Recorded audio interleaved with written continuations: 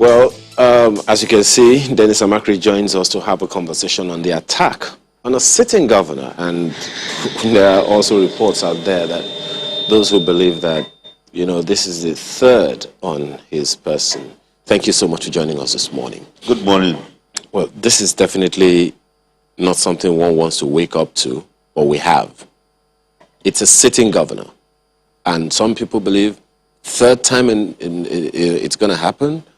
And with all of the headlines on the front pages this morning, exactly what are we up against? We predicted this because in fact, when it happened to Zulum in the north east, when his convoy was attacked, a lot of people didn't take it seriously. But this one again, when it happened the first time and now the third, and of course the governor has cried out. And I think it's high time we deal with it because it's coming nearer home. When ordinary people are kidnapped or attacked on the road, we make noise about it, politicians come and make comments and then go away and it dies there. But with this kind of situation, I still am worried about the day when a sitting governor will be kidnapped, and then the whole country will now be so worried, because that is a protected person. And how about unprotected civilians? Which is part of what he also commented on. And there are so many dynamics here that we are up against, really. Could you give us a picture of just the dynamics that are playing out that we probably either are not giving enough attention to or don't even know that they are as serious as they are? How long will it take before we will even prosecute one person? People have been even arrested who have been out to commit these offenses. Nobody. They either lock them up, the judiciary is looking the other way, other people go and commit the same crime of kidnapping, banditry and everything, kill a lot of people, and nobody. Because if you don't give an example of deterring this type of situation, it will definitely continue. You're saying the same thing the governor of Kaduna State, El Rufai, who was saying that, look, we know we should find a way to identify these people and not reward them, but deal with them according to the law. So are we to say that the law is weak, or that some people are not just doing what they're supposed to do? Some people are not doing what they're supposed to do. Because we've seen 24-hour, delivery of justice in this country. When you think of certain people that were arrested, within 48 hours, the case was already in court, and by the end of that week, the judgment has been given. So why can't these people, people that are carrying AK-47, the president has given the go-ahead. Nobody has been shot at sight, and they are still carrying these guns. So what are we talking? We have to be more serious about it, and then, of course, do what we're supposed to do. So when you say that, this is a protected person. Just how protected is a governor? In this country, the most protected person is the president. Because there is a special department in the DSS that takes care of him. The protective services. They take care of him, and, of course, protecting him. It's not just sending, the mopols are even not part of it. Because we see a lot of mopols running around with a jeep and stuff like that. This guy has 3 rings of protection around himself. 3 rings. He's there. There is one close protection that he has. Those are people that can actually touch him, who can take him away. People like that. Then another outer ring, who are observers of what is going on. Then the 3rd protective ring, that will either fight off whoever is attacking him. So this guy is well protected. And the governors have the same kind of structure around them. Now, when this thing happened, remember, the governor said he has to run for 1.5 kilometers. I think he should leave for Olympics next time. But anyway, on a serious note, the original close protection people must have been the ones running with him, because their own job is evacuation. They will take him and remove him from that particular space, while the others will either be fighting back or whatever. So they will take him away and then, of course, take him to safety. And I think that was what happened here. They did a good job, but I also have excellent job, I should say, because that's a job that to take a principal out of a very dangerous situation is top marks. But they should be worried about the movement, the security or the intelligence about that movement was given out. So that's another place to look at. Yes.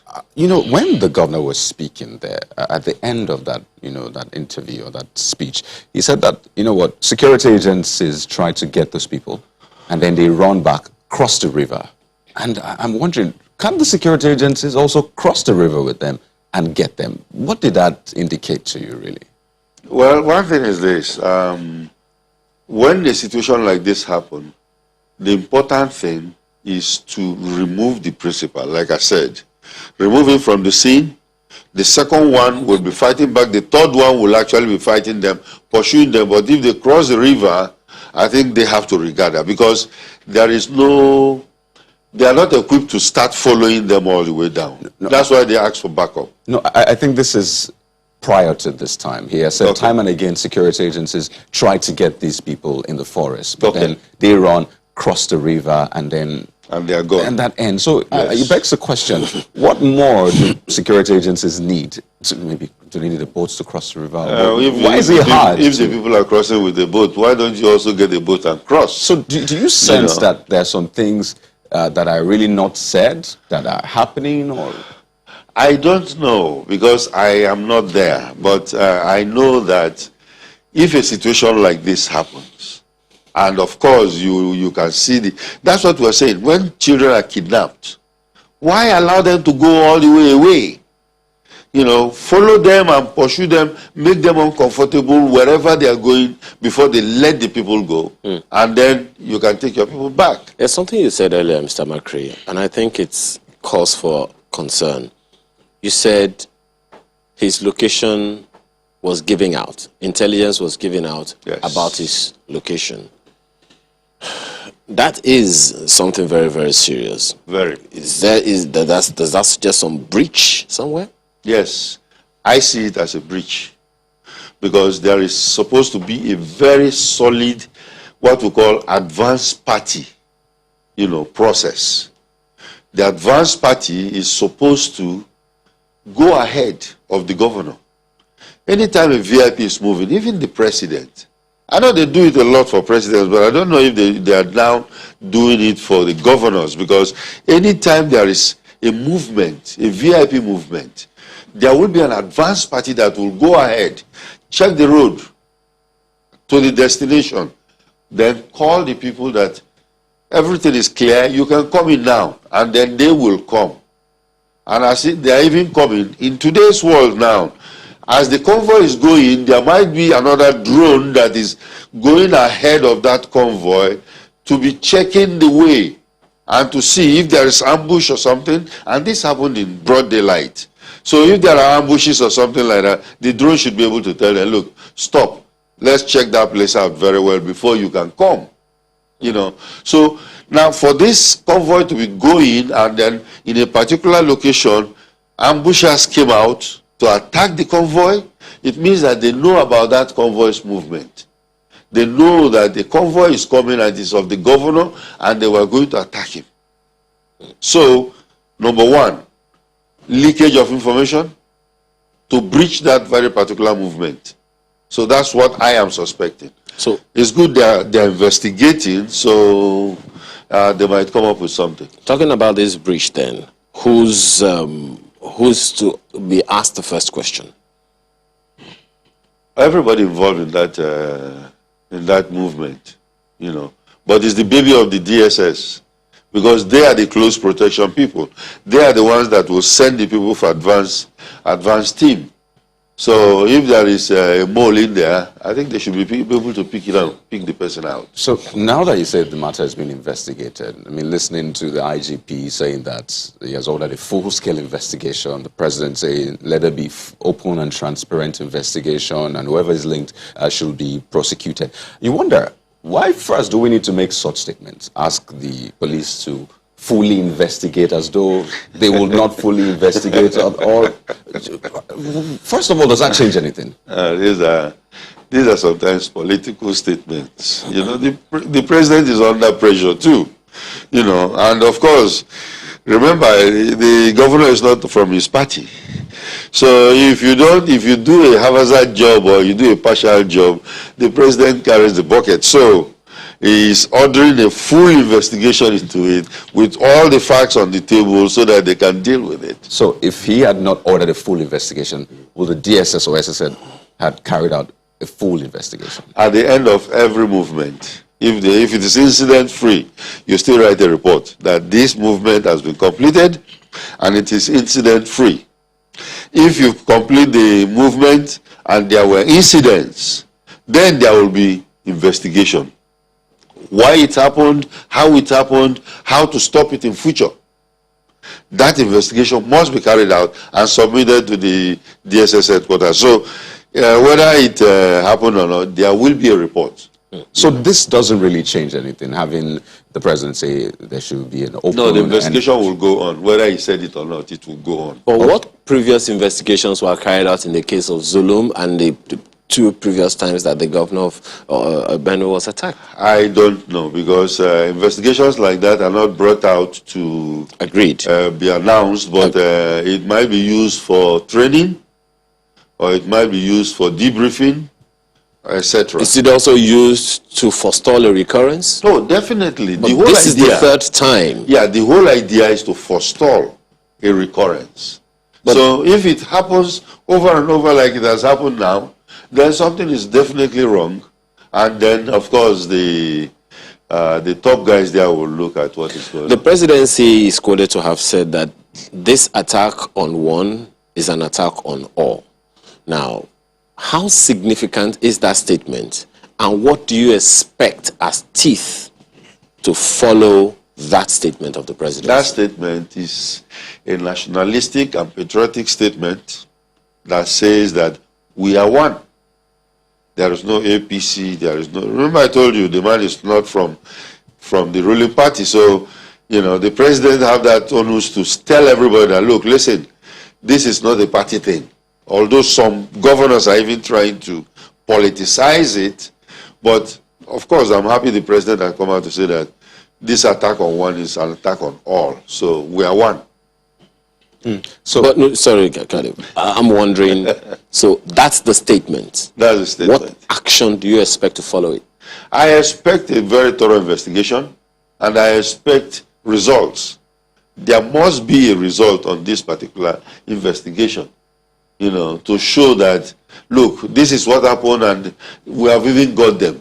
Even if they don't have to look for those particular people and get them, they must... The governor said it. There are some people out there in the bush there, and he mentioned where they are. It is now incumbent on the security agencies to go in there and sort these people out. We're not hearing this for the first time, Mr. Makri. Yes, I know. The governor of Kaduna State has said it, the governor of Oyo State has said it, the governor of Ondo State has said it. Every governor says, you know, there are people in the various forests and all of that. Yes. And we say it's the job of the security agencies to go there and pick them up. What are we waiting for? I don't know. Because I think this thing should not be... We sound like broken records now. You know, because this thing has been going on for years. We even have new service chiefs.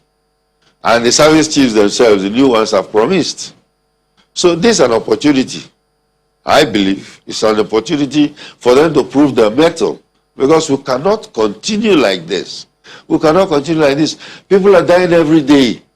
Now it is a governor. That's why everybody is talking about it.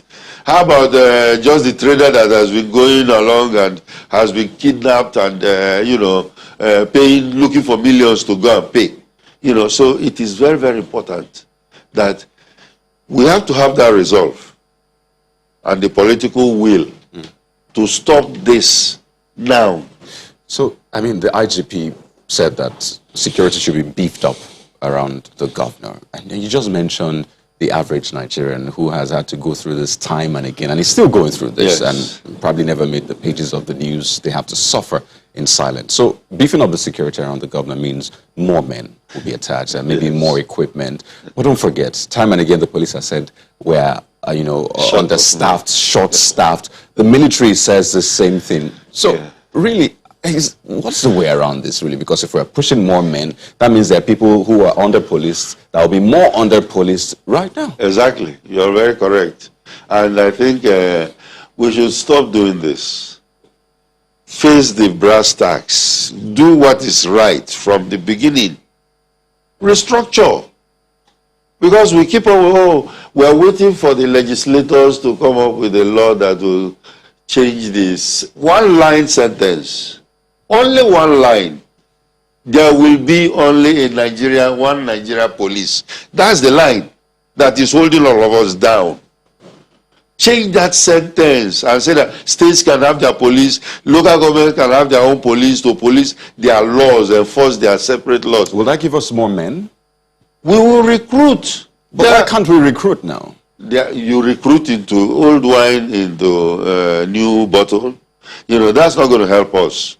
So recruit, form a new structure, recruit and fill up those places, train them heavily. Training is the key, and then they will go out and do their job. I mean, some will say that under this current structure, you can achieve good training as well. You can also get more men. So is it really an issue of changing the law or I think the structure is our problem right now. The structure is still our problem. Who is going to investigate that case in Benue State? Who's meant to? Nigeria Police. They might either come from the federal CID, FCID in Abuja, or maybe in Lagos, and you send them there. They don't even know the environment. They don't know the area. All right? But if there's a state police that is doing that investigation, they will know the area the governor is even mentioning. They know the place, and they can go down there and sort them out. So, restructure the police. It is not too late. But then do we need to restructure the DSS as well, given that the information leakage you talked about could only have come from? Well, the DSS actually is like a federal police. It's like a federal police. Although they have offices in all the states, like any other intelligence agency, you will have offices and branches, even overseas, but it's a federal police. And what they do is enforce federal laws. There's something you the DSS will not come and enforce a tenant and landlord case in Surulere. So they are federal. And that's the laws they will do. There's something you said earlier, Mr. Macri, and I think it's something that I'm concerned, and I'm pretty sure a good number of people might feel the same. You said there have been arrests, but there have been no prosecutions. Yes. Whose job is it to prosecute once an arrest has been made regarding a crime against the state? Well, there are federal prosecutors who are coming out from the office of the Attorney General. And in the states, you have them coming from the Ministry of Justice. I think whether the law has restored the power of the police to prosecute now, because before they used to prosecute, but the power was taken from them. I'm not very sure right now. So whoever is prosecuting should prosecute, and the judiciary should wake up, and because there are so many cases and they just keep on adjourning and adjourning. Evans, that's a very good case for us. Evans is just sitting down there. In fact, his lawyers have told him, don't worry, we'll continue adjourning this case until Nigerians forget. But the lawyers aren't the ones adjourning the case. No, they ask for the adjournment. They ask for the adjournment. Well, the judge can either say, well, we're not going to adjourn further. There are many, many reasons. Either some witnesses are not available, and you cannot say, oh, your witness is not available, okay, we're good. And some judges, yes, can do that and say, look, this is the last time we're going to allow you to do that. But they continue adjourning and adjourning. How many years now? Evans is sitting down there. do you get a sense that maybe, I mean, we've talked about the police largely, that maybe this is also more than the police, because the governor specifically actually asked for more troops to arrest this armed militia, Yes. and I believe he's talking about the military. Military, yes. So who's meant to take the lead here? Is it the police or the military? Well, you know, if the police is overwhelmed, they call in the military. So if the police have been overwhelmed since anyway, because in most states you have the military. And the military have, in fact, they are coming to see it as part of their job. So the military, of course, they will come and do their job. They have the military grade weapons that these guys are also carrying, and then deal with it. But you know, the another thing that you have said or not said is the level of trust in the system that Yes. seems to be whittling. This happened to a governor, and the governor said, "It's me, I'm a governor. Yes. If I can't go to the farm, Yes. who else will be able to go to the farm?" Yes. Now, the facts, the implications of these are not lost on us. But we seem to be continuing in the same trajectory. Yes. What are we up against in another 5 years, 10 years? The general election is just 2 years away. Yes. And if things continue this way, what are we up against? We're up against an existential problem that if we don't address, might scatter this country into rubbles. We have problems that are dealing with our nervous system of this country. Threats that shake the foundation of this country. Threats that are even more than what the Civil War brought to this country, that caused the Civil War. That's what we're dealing with right now. And it belongs on the politicians, because legacy or history will say it, that when they were there, they were the ones that overlooked and this problem was caused. Because how can, this is our country. Everybody is shouting. You know, I have security professionals who are my colleagues who every day come to TV and they will be saying it and saying it and saying it. And we are not seeing a lot of changes.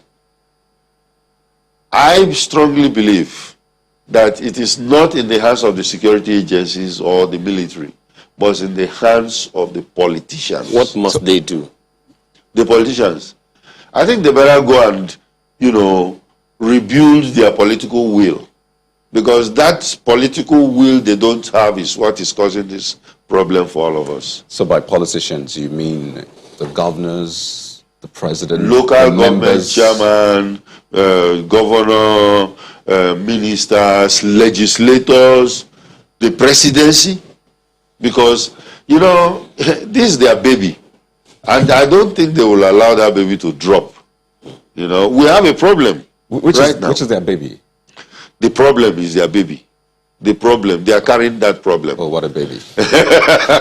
So they have to deal with it. Definitely something very troubling, Mr. Makri. Yes. We can only hope.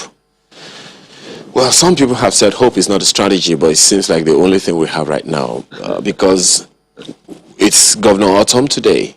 Who is it going to be tomorrow? Yes. That's a very, very big question, and I'm wondering how And we're may I going say to get on. something, please? The governors, you know, I think they have removed themselves from the problem for a long time. Let them try and get involved. Because it's autumn now. They are looking at the governors now. Before, remember, we were talking of schoolgirls. It has moved to governors now. Oh, dear. And then, of course... Please, don't scare me this morning, Mr. Makri.